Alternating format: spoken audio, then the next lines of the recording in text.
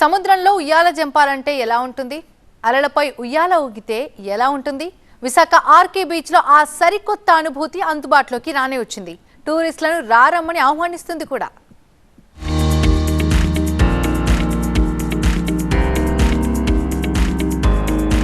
Visakha tourist ఆకర్షణల్లో సరికొత్తగా floating bridge వచ్చి చేరింది.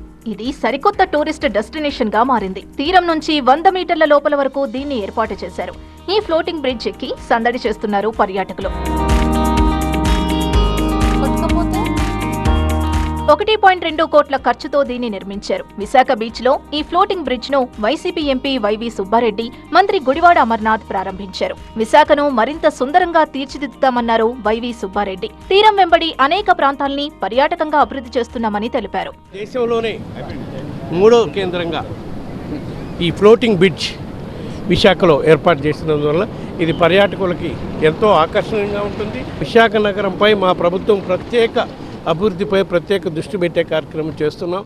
ఆర్కే బీచ్ నుంచి పార్క్ హోటల్ జంక్షన్ మధ్యలో కోకో గార్డెన్ సమీపంలో ఈ ఫ్లోటింగ్ బ్రిడ్జ్ ఏర్పాటు చేశారు. ఇది దేశంలోనే 3వది కావడం విశేషం. మంగళూరు, చవక్కడ్ బీచ్ల తర్వాత విశాఖలో ఫ్లోటింగ్ బ్రిడ్జ్ ఏర్పాటైంది. హెచ్డిపిఈ మాడ్యులర్ ఫ్లోటింగ్ అనే ప్లాస్టిక్ బ్లాక్లతో ఈ బ్రిడ్జ్ ఏర్పాటు చేశారు. ప్రత్యేక టెక్నాలజీతో దీన్ని రూపొందించారు. ఫ్లోటింగ్ బ్రిడ్జ్ చివరి వరకు వెళ్లి చూస్తే అద్భుతమైన వ్యూ పాయింట్ ఉంటుంది. అక్కడ దాదాపుగా 8 నుంచి 9 అడుగుల వరకు లోతుంటుందని అంచనా. బ్రిడ్జ్ వెడల్పు సుమారు 3 మీటర్లు. ఇప్పుడు ఈ ఫ్లోటింగ్ బ్రిడ్జ్ కి సందర్శకుల తాకిడి మొదలైంది.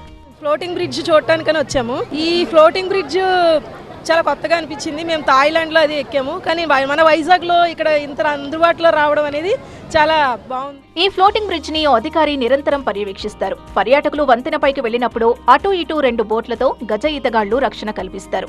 ఒక విడతలో 15 మందిని మాత్రమే అనుమతిస్తారు. ఇక పర్యాటకులకు లైఫ్ జాకెట్లు కంపల్సరీ. తుఫాన్లు, అధికారులు వచ్చే అమావాస్య, పౌర్ణమి రోజుల్లో దీన్ని మూసివేస్తారు. ఇలా టూరిస్టుల భద్రతకు అత్యధిక ప్రాధాన్యతనిస్తూ దీన్ని నిర్వహిస్తున్నారు.